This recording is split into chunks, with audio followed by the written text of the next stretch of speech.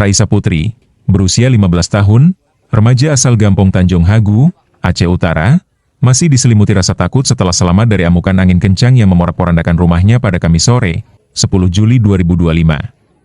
Saat angin datang mendadak, Raisa masih berada di dalam rumah. Atap berterbangan, dinding runtuh, dan ia terjebak di antara puing-puing. "Saya syok, dada sesak waktu tahu anak saya masih di dalam," ucap Nur Halimah, sang ibu, dengan suara parau. Saat kejadian, ia sedang tak di rumah. Melihat rumahnya rata dengan tanah, ia hanya bisa menangis.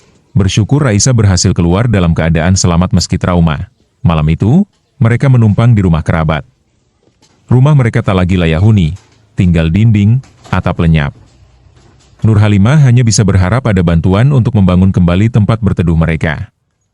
Bagi mereka, ini bukan sekadar bencana alam, tapi nyaris jadi tragedi kehilangan.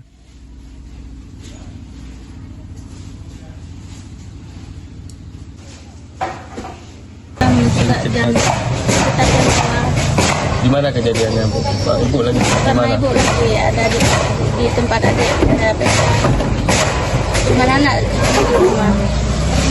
Cuma bapak sama anak di rumah.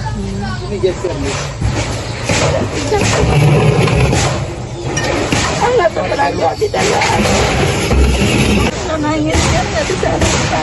Kondisi anak gimana, Bu? Kondisi anak bagaimana, Bu? Nggak apa-apa, cuma karena atapnya bersandar tiap pagi di Rumah orang. di beton tuh, di pagar.